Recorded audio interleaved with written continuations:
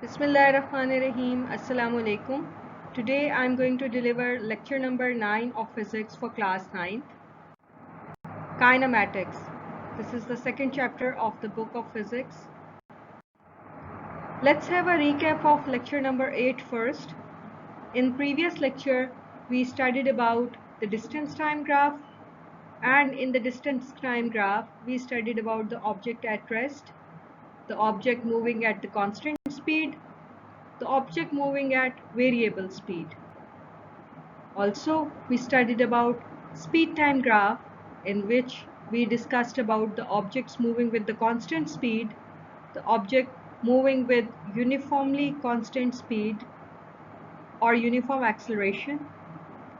We also studied how we can find out the distance covered by the object using the speed-time graph. Now I am going to explain you the very important topic of this chapter, which is equations of motion. There are three basic equations of motion for bodies moving with uniform acceleration. These equations relate initial velocity, final velocity, acceleration, time, and distance covered by the moving body. To simplify the derivation of these equations, we assume that the motion is along the straight line. Hence, we consider only the magnitude of displacements, velocities, and acceleration, which means that displacement and distance, velocity and speed will be considered to be the same. So, consider a body moving with initial velocity vi in a straight line with uniform acceleration a. Its velocity become vf, or final velocity after time t. The motion of the body is described by the speed-time graph as shown in the figure, as you can see the figure, by a line AB. The slope of a line AB is acceleration A. The total distance covered by the body is shown by the shaded area under the line AB. The equations of motion can be obtained easily from this graph. Now let's see what this graph shows. We have got two axes, horizontal axis and vertical axis. Time, being independent quantity, is taken along x-axis, and you can see the velocity is taken along y-axis, which is changing uniformly. So we have got line AB, which is a straight line graph showing the uniform acceleration, and the slope of a graph, which is gain in speed as well, is equals to AT, is also showing that the acceleration is uniform. And we can also calculate the magnitude with the help of a slope. And the area which is shaded here will give you the distance traveled by an object with the help of this graph. Step by step, by using this same figure, we will find out the equations of motion. First of all, we will derive first equation of motion. Again, we are using the same figure, but here with little modification or with little difference. We are only using that portion which is required. We have drawn two lines, horizontal and vertical, which is also called horizontal axis and vertical axis, x or y axis. We have taken O as an origin. Time is taken again along x-axis and velocity along y-axis. The body has initial velocity vi at point A, and then its velocity changes at a uniform rate from A to B, as you can see in the figure as well. In other words, there is a uniform acceleration A from A to B, and after time t, its velocity becomes the final velocity, which is Vf, which is also equal to Bc, as you can see in the figure as well. The time t is represented by OC. To complete the figure, we draw perpendicular from BC from the point B and draw AD parallel to OC. BE is perpendicular from point B to OE. Now come to the figure again. We have got line AB, which is a straight line graph showing the uniform acceleration or uniformly changing velocity. We have AD parallel to OC, which shows time. We have BC parallel to OE, which is showing the final velocity. And we have drawn perpendicular from the point B to OE to complete the figure. That is these are the construction steps with the help of which we will derive the first equation of motion in the next slide. Now again, for the derivation of first equation of motion, we are using the same figure that we used in the previous slide.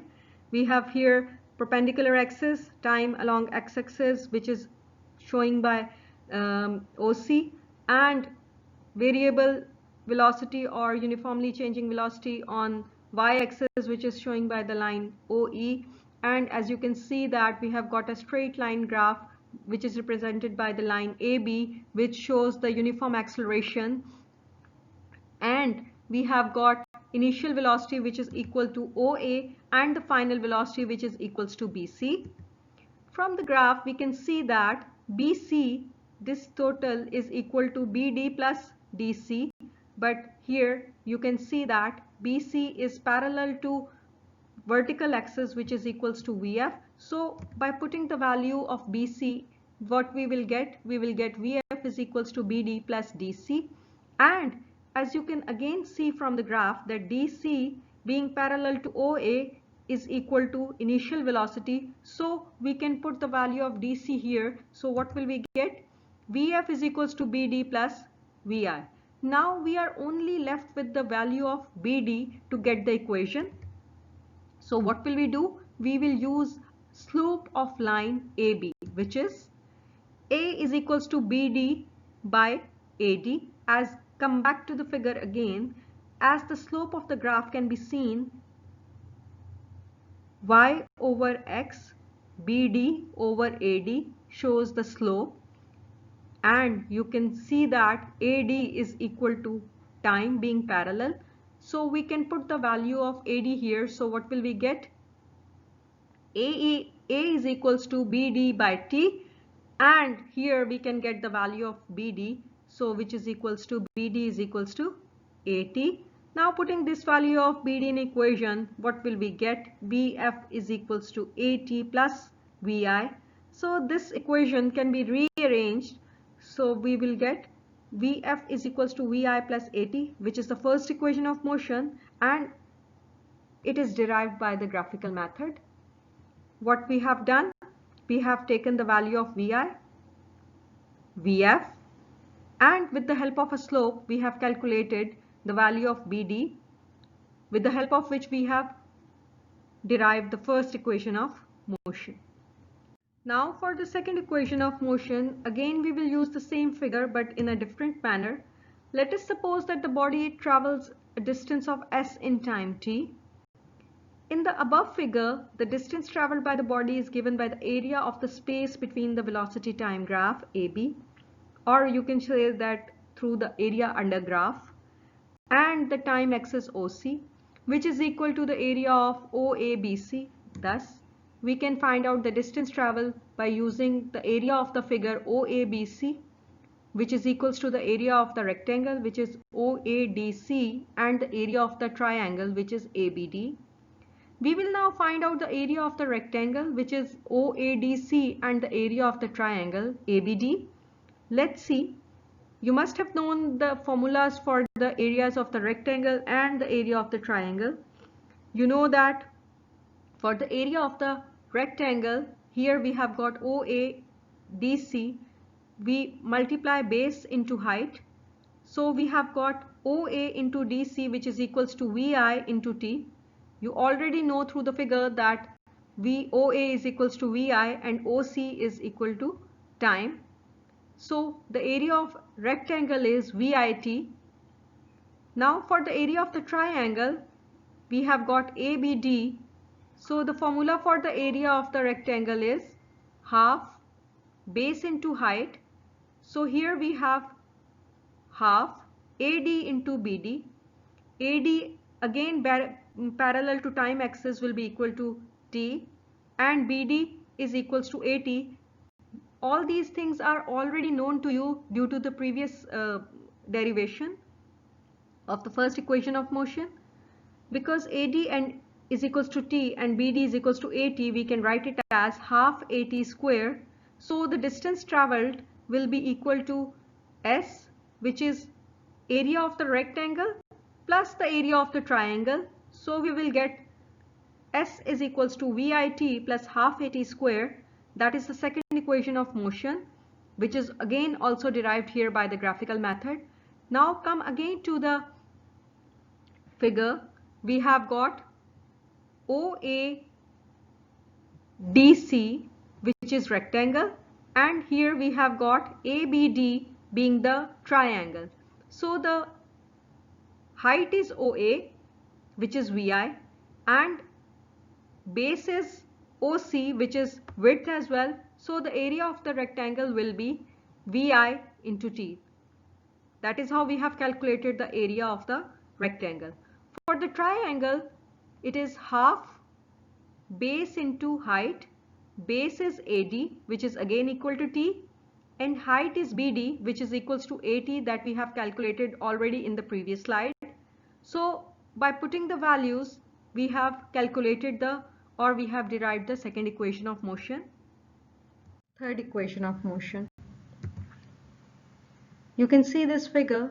This is the same figure that we have already used in the previous slides for the derivation of first equation of motion and second equation of motion.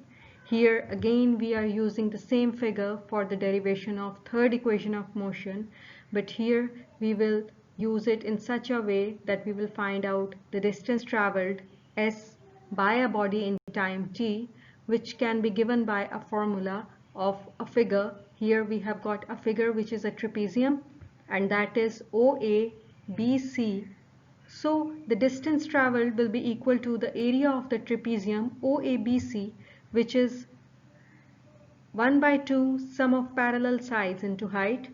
Here we have got parallel sides OA and CB, and height is OC.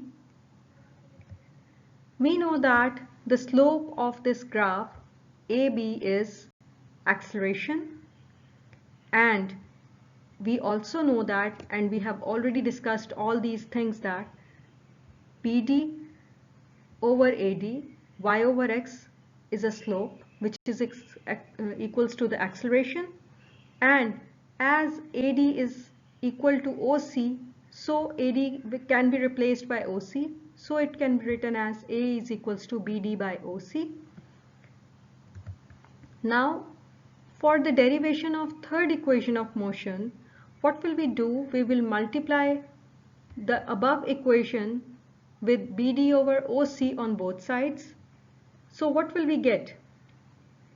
2s into BD by OC is equal to OA plus CB into OC into BD by OC. Here you can see that OC is cancelled with this OC, so at this place we are only left with BD. Now putting the value in this equation, what will we get? 2SA is equals to VI plus VF into VF minus VI. As you can see the figure, OA is equals to VI, so at the place of OA we will put VI. Now let's see the figure again. CB is equals to VF, so we have got VF here. Then BD is equals to VF minus VI. Now we can write it as 2AS is equals to VF plus VI into VF minus VI. So by multiplying it, we will get 2AS is equals to VF square minus VI square. So that is how we can derive the third equation of motion, or 2AS is equals to VF square minus VI square is the third equation of motion, which is derived with the help of this graph or this graphical figure. I hope you have got the idea or understanding of all the three equations of motion that I have already taught you. As we are done with all three equations of motion, now we are going to discuss about the very important topic, which is motion of freely falling bodies. Drop an object from some height and observe its motion. Does its velocity increase, decrease, or remains constant as it approaches the ground? Galileo was the first scientist to notice that all the freely falling objects have the same acceleration independent of their masses. He dropped various objects of different masses from the Leaning Tower of Pisa. He found that all of them reached the ground at the same time. Now, as you can see in the figure, it's a Leaning Tower of Pisa from where the Galileo dropped the certain objects of different masses, means some of the masses were heavier and some were lighter. He observed that all of them reached the ground at the same time. He also concluded that all the objects falling freely are having same acceleration. Also, it means that their velocities are changing equally in equal intervals of time, or the objects were moving with uniformly changing velocities. So the acceleration of freely falling bodies is also called as gravitational acceleration, which is the constant one. It is denoted by g, and on the surface of Earth its value is approximately 10 meters per second square. As the objects are falling freely, so its acceleration will be taken as positive, and as the bodies are moved against gravity, their value of gravitation will be taken as negative. For example, if we are considering a ball and it is thrown vertically upward, its value of g will be taken as negative, which will be minus 10 meters per second square. As you can see in the figure, there are two stones which are falling freely and having same heights. They will reach the ground at the same time, having same gravitational acceleration, means that their velocities are changing uniformly, which means that their value of gravitational acceleration is 10 meters per second square. Now let's see the change in the equations of motion under the effect of gravity. Here we have got the table of equation of motion. First, we have the equations of motion when an object is moving in a straight line or it's having a linear motion. We have first equation of motion, which is Vf is equals to Vi plus At, where Vf is final velocity, Vi is initial velocity, A is acceleration, and small t is time. Then second equation of motion is Vit plus half At square, where Vi is again initial velocity, t is time, A acceleration, and t again time. For the third equation of motion, A is acceleration, S is distance, Vf is final velocity, and Vi is initial velocity. Let's see the equation of motion under gravity. We have first equation of motion, which is Vf is equals to Vi plus Gt, where there is a change here. It's G at the place of A, which means that the body is moving under the effect of gravity or falling freely. So we will say that Vf is equals to Vi plus Gt, which is the first equation of motion. The second equation of motion, we have got h is equals to Vit plus half Gt square. Here S is replaced with h, and again G is here at the place of A. So h is height and g is gravitational acceleration, and the rest is the same as Vi the initial velocity, t time. Now let's see the third equation of motion, which is 2gh is equals to Vf square minus Vi square. Now again the only difference is that we have got g at the place of A and h at the place of S. Now see the equation of motion against gravity, means that a body is moving in the upward direction. Here we have got Vf is equals to Vi minus Gt. The only difference here is the sign. The positive sign is replaced with negative sign, as all of us know that whenever the body is moved against gravity, its direction becomes opposite, and for that we use negative sign. And here for the second equation of motion, h is equals to Vit minus half Gt square. Again we have got negative sign here at the place of positive sign. Then 2 minus gh is equals to Vf square minus Vi square. Again gravitational acceleration is taken to be the negative one. Now let's see that when the object falls under the action of gravity, A is equals to g and S is equals to h, whereas when the object moves against gravity, then A will become equal to minus g. So that is how the equations of motion can be changed under the effect of gravity. This is the end of this lecture and the theory portion of this chapter. I hope that you have understood each and every topic that I have explained to you. Thank you so much.